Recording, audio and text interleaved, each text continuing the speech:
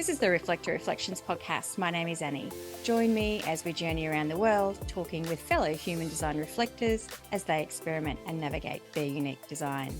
Today's beautiful conversation is with Nadine. Nadine is a glorious 3-5 reflector with the right angle cross of Eden.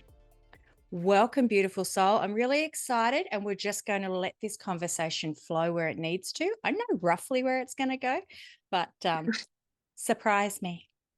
All right. Thank you. It's good.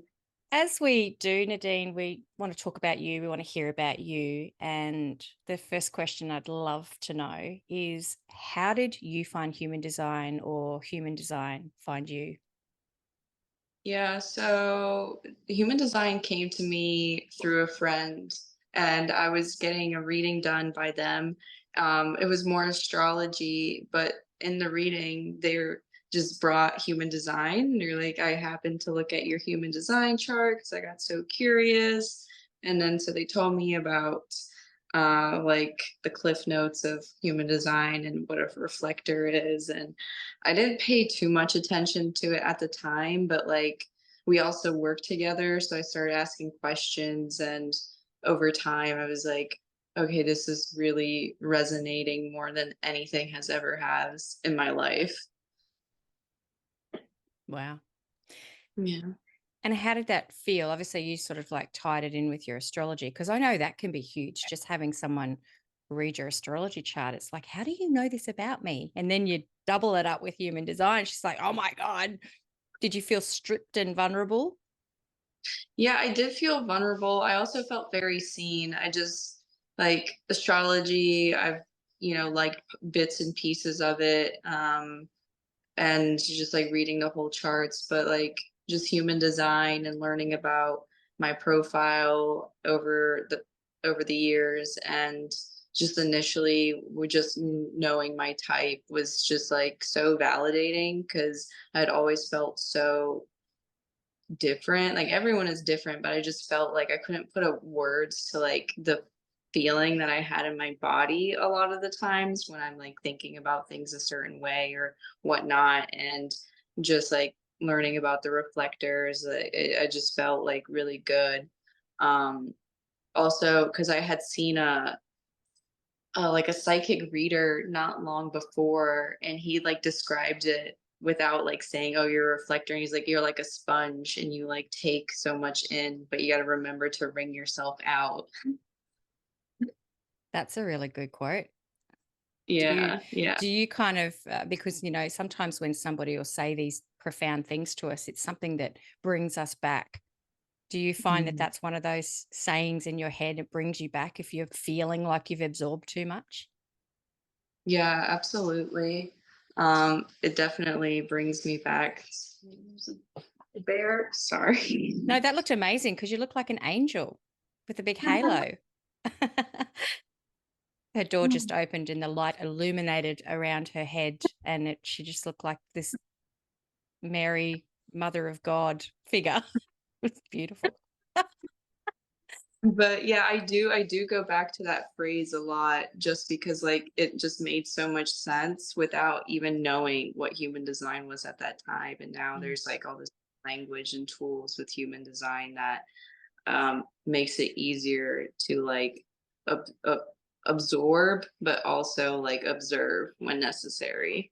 Yeah, I'm glad you said that. Now, please correct me if I'm wrong here, but you've had this knowledge for quite some time, but it's only been in the past few years that you've really actively engaged with it. Is that correct? Yeah, it is. I think like a few years ago, or 2 years ago, I crossed paths with someone who is a human design reader, and just like being in her presence all the time, which just got me even more invigorated. And I ended up taking a human design course in the last year just so I could like dive deeper. Have you found that to be really helpful for you in navigating it? Yeah, I think so. And also just like understanding other people. Like I love looking at other people's charts now and seeing what their energy brings out in me.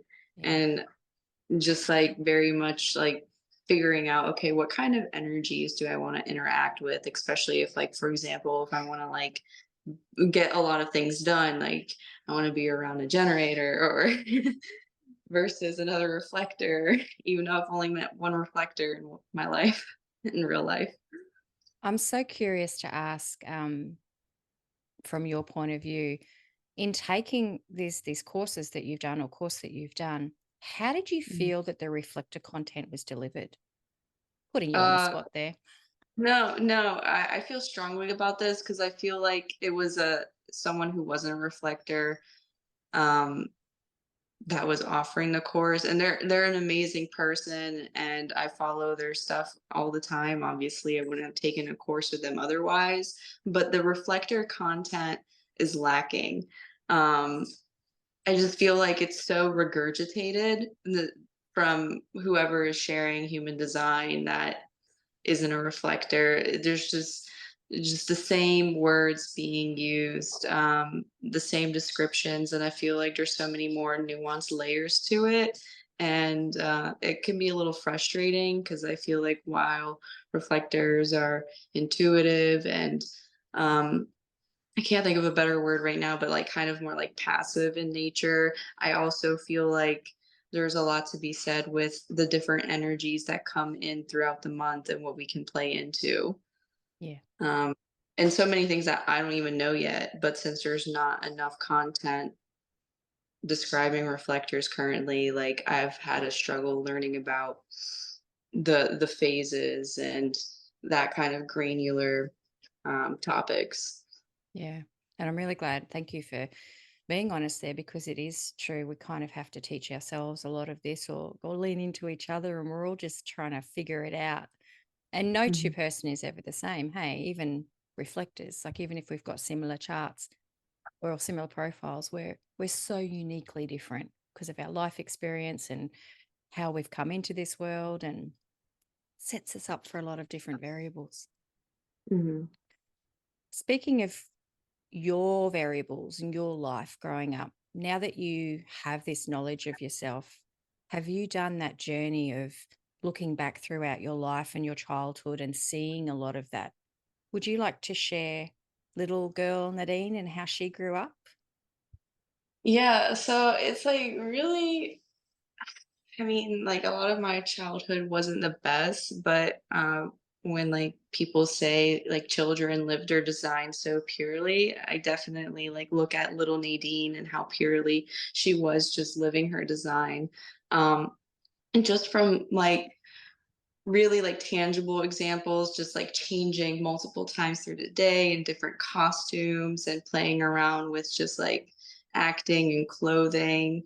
Um, is just like a really fun way for me to reflect on even like that version of me in today where I do like drag and just playing around with costumes in a different way. And I feel like being around a generator mother who wasn't living her design, I don't think ever has. I think really like made a lot of impressions on me, a lot of permanent impressions on me that um at the time little Nadine was able to just like digest and take out, but like through puberty and going into young adulthood, it registered different, just with her and with other people in life. I feel like little Nadine definitely is someone who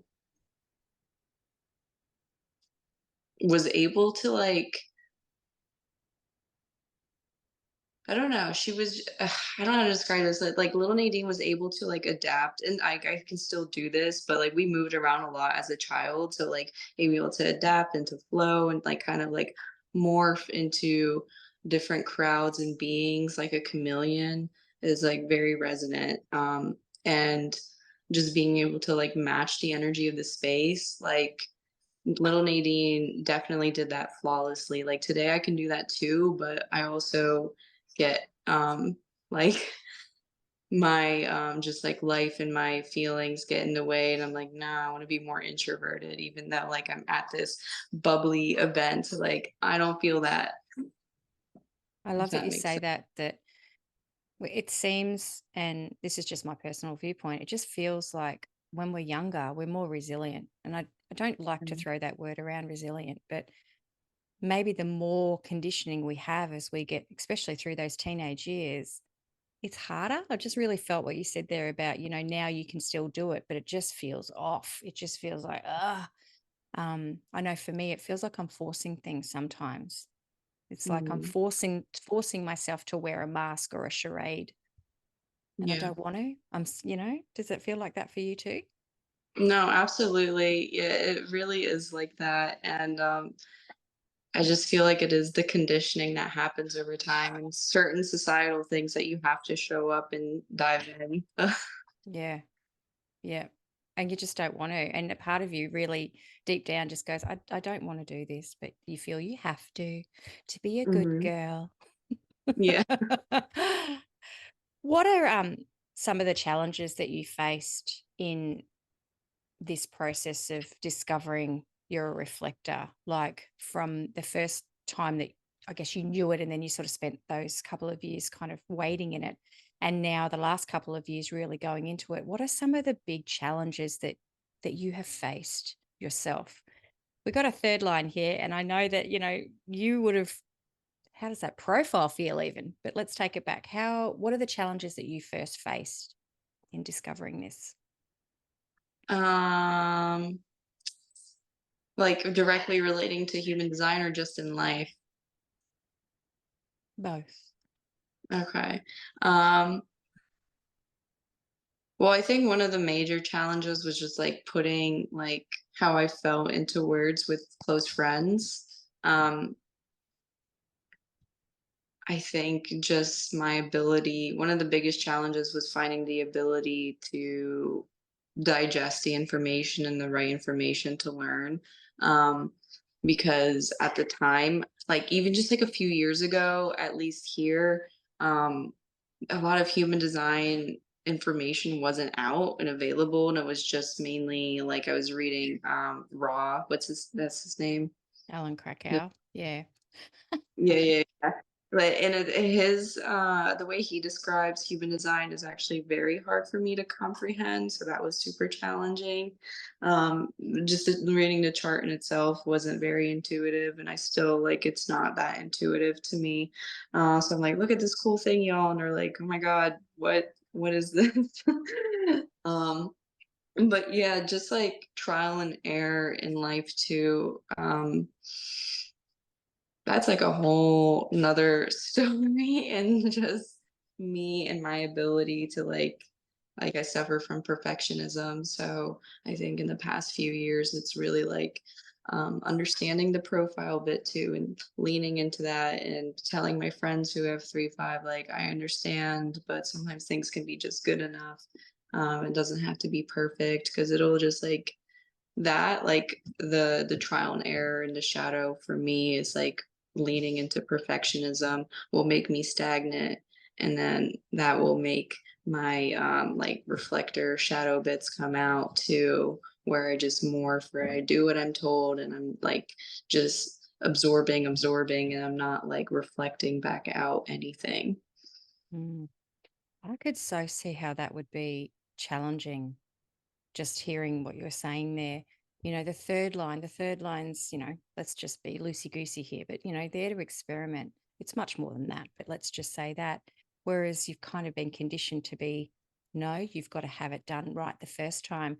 That's like a contradiction in itself, isn't it? In life, it's just like your body wants to just go one way and be one way and just mess it up and have fun doing it. Whereas your mind is just like, nope, it Yeah. has to No. be perfect. Internal dialogue must be Yeah, and actually painful. at the time too, I was living in a sober living facility, which was a huge challenge learning about human design in general, and wanting to like tune into myself more and being in such a structured environment with people who are like in early sobriety or are like constantly relapsing. There's rules that you have to follow and like all of these little things. And it was like kind of like had multiple identity crisis moments living there, um, but felt like I couldn't do anything about it because I was required to live there at the time too. Um, that May was you like a huge. share? May you share what that is with So people who are listening? Yes. yeah, sober living facility for people who are recovering from addiction or alcohol. Just like a home with other people who are going through that same stuff. And there's group therapy and one-on-one therapy that you go to, and um, it's just an environment to have like create like to so because a lot of people who are addicts or alcoholics, they like came off the streets or from, they were staying at homes, crack houses, and stuff like that, or their families are like, you can't stay with this anymore, or whatever the case might be, they're court ordered. So sober homes exist for people who are trying to like get sober and not be around like triggers. That's amazing. However, I could understand, especially for a reflector and somebody, Mhm. especially sober sister to sober sister. So, just for cards on the table, I also have experienced a lot of alcohol abuse in my past life to try and escape everything. Um, Mhm. but I could imagine, I know if I put myself in that environment, even though I needed it, the feelings in that moment must be so amplified, have been amplified for you. Being, I Oh could yeah. just uh, uh, just all of that feeling, especially in the first stages of, recovery and even all the relapsing. Mhm. Oh yeah, it was definitely like looking back on that time, I really don't know how I manage or how anyone manages. It's very much survival mode and knowing like I had to be there. Because yeah, it's just like how I feel now internally to like thinking back to some of those times with like how many different energies were in me. Uh it's just wild, but we really like it is survival mode. Like I feel like um whether like anyone can like live in any circumstance, I just feel like humans are wired to adapt in that way, like survival of the fittest. Um but yeah, I think that the time spent there, while like it was I had to be there, there was also a point in time where I could have also not, like, I could have left sooner than later, but, I was conditioned at that point a little bit too, and I had a sponsor who helped, like, talk me, like, through that, and, like, "You don't need to be there, there's other places of healing," and slowly but surely, I've, like, been able to overcome those challenges that you asked about, like, and, like, be more accepting of like my human design and leaning more into that. And I apologize, you can stop me at any time here if I get too personal. Mm, Um, I'm only coming at it through my lens as well. It's, as I was saying before, it's very much an escapism. It's just complete overwhelm throughout life and being pushed and pulled in so many different areas, and finding something that I could kind of like tap out with. That was kind of my general excuse, not excuse, but that was my path. mm. Can you look at being a reflector now and understanding all this and see how much you were pushed and pulled throughout your life too, and how you kind of like got to this juncture in your life? Yeah, addiction. Yeah. Yeah, absolutely. It's like because it's so funny. I used to be so anti drugs and drinking. So anti drugs and drinking. And 1 year I had a partner and they really liked a certain substance, and I just like couldn't understand it. So I was like, okay, I need to understand it. Um, and just like being in that environment, I don't know, or just like becoming that person that is like I remember saying to myself at one point, like, okay, this is gonna be my life, like I'm gonna do it, and this is it. And then that slowly turned to like, oh my gosh, like this really is my life now, and I can't like physically be able to live without X, Y, and Z. Um, and then it's kind of crazy that it switched like that. And I like for me, it's like I never know when the switch happened, where it was like it was a choice versus like I need this to Yeah. like live. And I just feel like the reflector bit of it too is that I was around people who were having fun and who were like partying a lot, and like I took that and went another level beyond them because I was like it was my own energy plus everyone else's. That's why I've like damaged a lot of those friendships, and like I've made my amends, but I do think that was a part of it. Mm. Yeah, well, that amplification is a huge thing, especially coming from that wounded aspect of ourselves, isn't it? I think we've all Yeah. burnt. And talking human design, 3-5, the fifth line, it's a bridge burner. Hmm.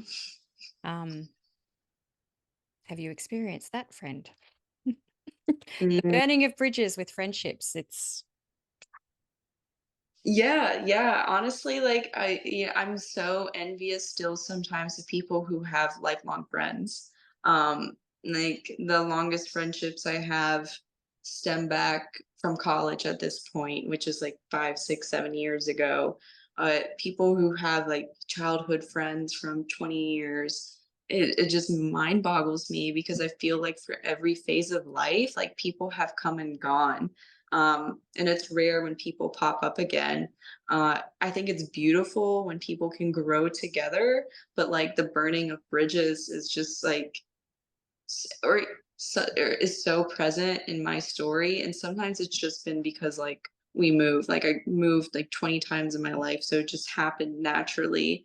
So I can like make peace with it. But like as a young adult, where there's really have been some burning of bridges, at the time it hurt, but looking at like where I'm at in life now and where they're in that life now, it makes sense. And the biggest thing that has helped me is just understanding that people are people are in a life for a reason, and that doesn't always have to mean forever. mm, Um, definitely. It's something I think about a lot, and I've spoken about it a lot. Probably not a lot out there published, but um, that fifth line of ours likes to mm, be a stranger. It needs to be a stranger because that's how we work best. And those that do stick around in our lives, they actually really see us. So, the projection field and everything like that, which is around that fifth line, can be intense because people will project onto us what they want. And then if we don't live up to it, then sayonara, see you later. But those that mm, do stick around, and there will be some in your life that they stick around through, and they watch us change so many masks, and they still go, oh, that's just you. You'll do all sorts of things. They're the keepers. mm, But just in helping you understand it as well, we like strangers. That's how we work best because we can make the most impact on people when we come in as strangers opposed to getting cozy with people. It's a lonely ride though. It's a lonely that ride. I didn't know that because, like, I have said many a times, sometimes I like going to new places alone or sometimes big events because I feel like it just like puts me in a place where I have to just like open up completely and I can be my most self. Yeah. That's so crazy. And be messy doing it and have fun because you're not trying to live up to anybody's expectation of who they Yeah, expect you to be. Me too. yeah. Me too. It's something that I've really looked at a lot, and watched it with all beautiful other, especially 3-5s and 5-1s, even 2-5s, have it as well. Yeah, when you see it, you can't unsee it. And I think that's a time when you can kind of make peace with it or try to make peace with it, even though you feel lonely sometimes. But it's just like, oh, well, that's just how it is. Yeah. Treasure the ones that kind of do take the time to get to know you and don't expect all these things from you. But anywho, Mm. it's been, wow, went off on a tangent there, didn't I? I love it. Thank you. That's what we do. We go off on random Yeah. tangents. So, how long have you been? And I know that, how long have you been sober for, I suppose? Because just privately, I do know that open centered beings, empaths, people like that, we often are raised with no boundaries, especially reflectors. We've never been taught any form of boundaries. And so we're constantly pulled into other people's worlds as you were. But I know that there's a lot of people who struggle with a lot of substance abuse, and I think we need to talk about it sometimes to say it happens, it's okay, Mhm. just so people don't feel alone. So, again, you can pull me up anytime if you don't feel comfortable discussing it. But would you like to share a little bit more of your sobriety journey? Yeah, of course. I'm happy to talk about it.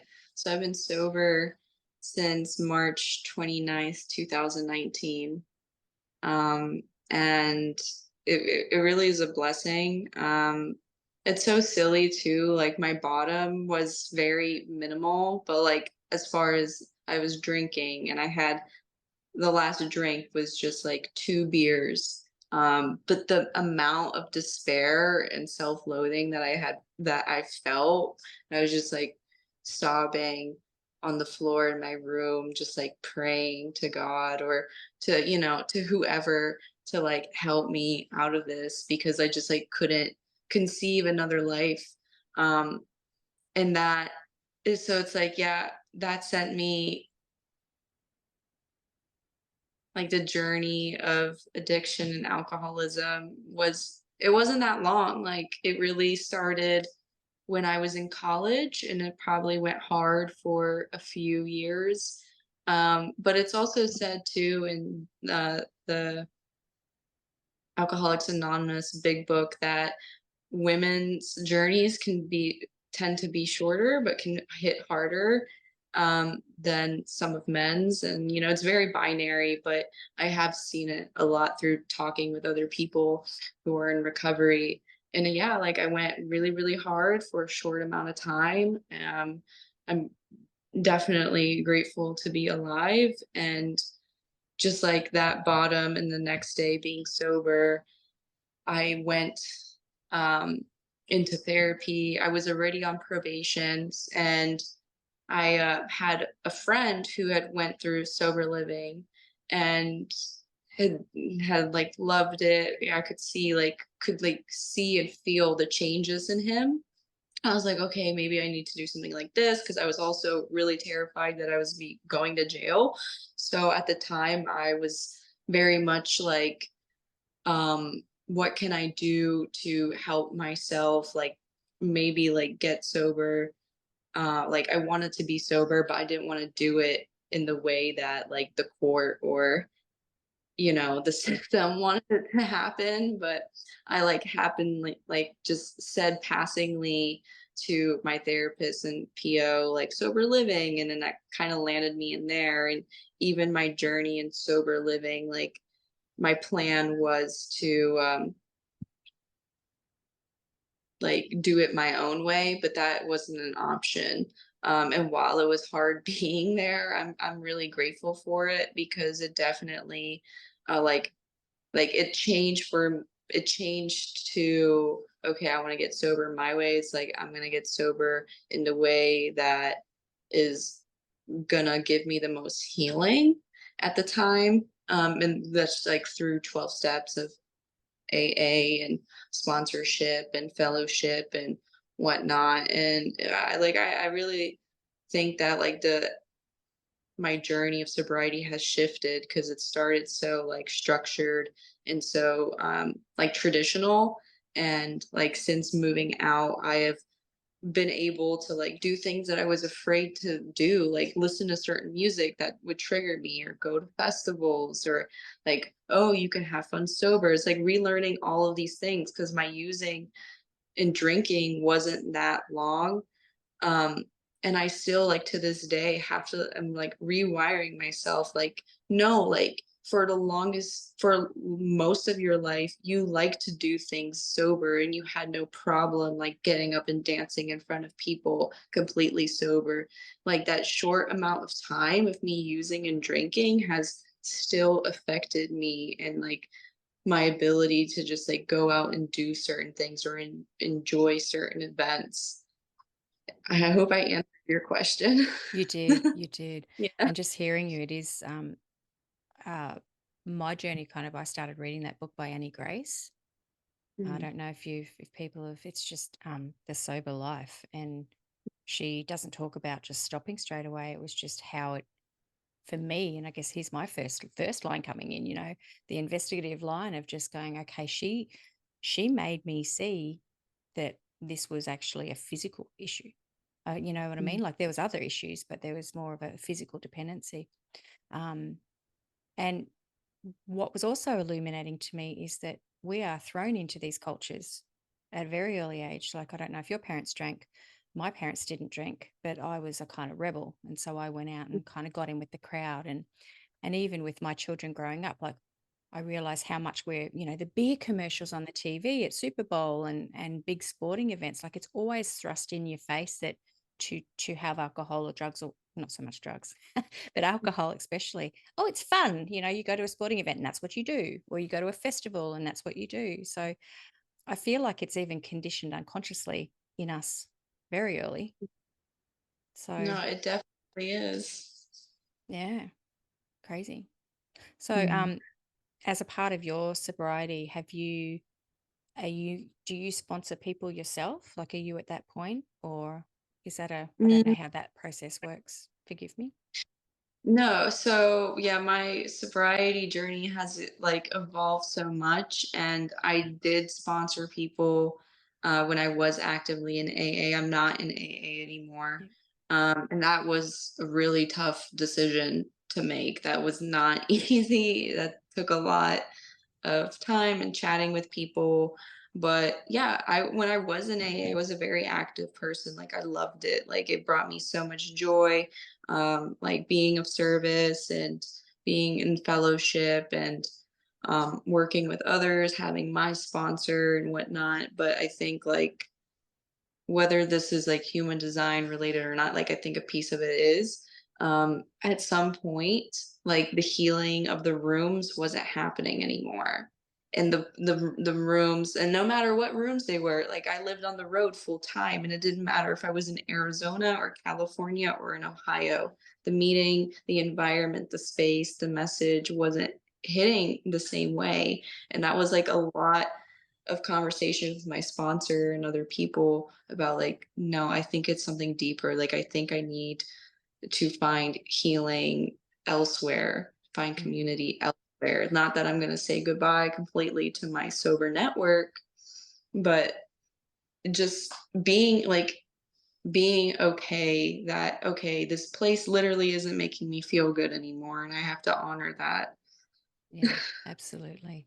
And have you found in your human design journey that, tough question here? I'm just made Mhm. it up in my head, but I'm like, are there markers that you found in people's charts that can signal them for dependency? Completely open G centers, things like that, or just open G centers, completely open head centers, getting caught. Have you have you found anything like that, or queried it, that there's No, markers? I would be so curious to query it because I have not even thought Yeah. about that. Yeah. I think it would be interesting to kind of like navigate it, because as you kind of, even if you do start talking with people through human design and from a coaching lens, being able to coach them through that and that to go, this could be why this, Mm, I don't know. I haven't actually thought about it either until right then. And I'm like, fascinating.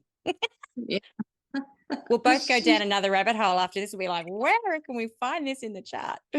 Yeah.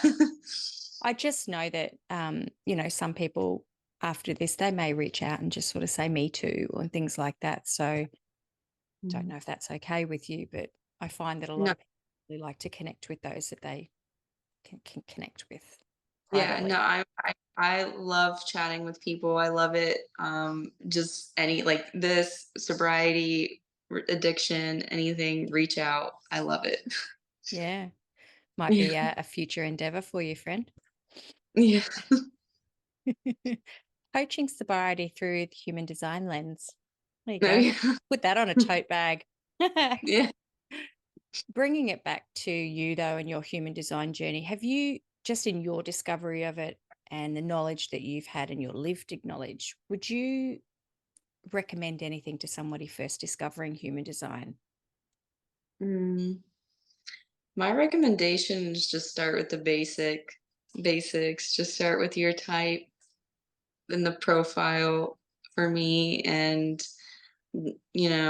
just take in a little bit, and also like no, it's not very intuitive. And so you're always going to be like going back to it. Like I'll hear the same things again, and depending if I really need that or that wisdom, it's like, oh my God, yes, I finally understand. Yeah, yeah. It's like it knocks on your door and you don't answer it, and it knocks again, and then it finally knocks, and you're like, oh, Yeah, that's what they were meaning. yeah. That's lived experience. I really truly feel that that is lived experience. And we can read all the books in the world and people can talk to us until they're blue in the face. But until we Mhm, live an experience, we're not ever going to truly understand it. mhm. Yeah. What else would you recommend or have to say to any of your beautiful reflector brothers and sisters? I don't know what works for anyone else, but for me, what has been super helpful is learning about other people's charts and other people's energies, because understanding other types and other profiles has made it easier for me to know what mine is and how I'm interacting with others in the world. Has made it easier to understand the energies that come into my realm and where mine begins and ends versus another person's. Oh, I so love that. And especially, do you live alone or you live with people? No, I'm finally living alone, 3 months. Okay. And how does that feel opposed to living with people? Oh, it's the best. I am so grateful I made that decision to live alone. I love being around people. I've noticed, but more in public. But when it's my space, it's so nice waking up in my own energy and going to sleep in my own energy, and just like having a little rhythms and rituals with myself, and then inviting people over, or really just like interacting with the world once I leave my home is a Yeah. lot. It's fresh versus when I was living with people, just like, because I can't always be 100% vigilant and resilient against the energies that be, and people and their bad days and what have you and whatnot. And I don't know. It's been really good. Yeah. Do you know your variables? I don't think it showed up on My y- variable your environment. What's your environment? kitchens. Kitchens. I was wondering Yeah. if it'd be like caves or kitchens, that snuggly warmth of the home. Hmm. I've got markets and I still feel that, like what you were saying, I could really feel that going, yes, my space, my energy, this is Yeah. mine. I don't have a whole house. I have a whole room though. Um, Hmm. and it's like, even that, it's just like, you do not cross that threshold. I'm Yeah. very Yeah. protective of my space. Hmm. Nadine, thank you so very much. How can people reach out to you? Are they able to reach out to you if they would like to chat with you? Yeah. So my Instagram is, what is my Instagram name? It's my name backwards. It's Enaden Poo. That's ENIDANPOOH.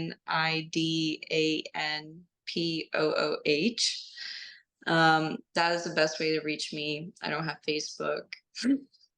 That's amazing. Again, Yeah. thank you so much for just sharing some of that. I know that we could have a part two of this and deep dive even further, but I just I want to acknowledge you and just, talking about these things and sharing them. And I know it's going to be a beacon of light for people. So you are a gift to this Thank world. you. I Thank appreciate it. you.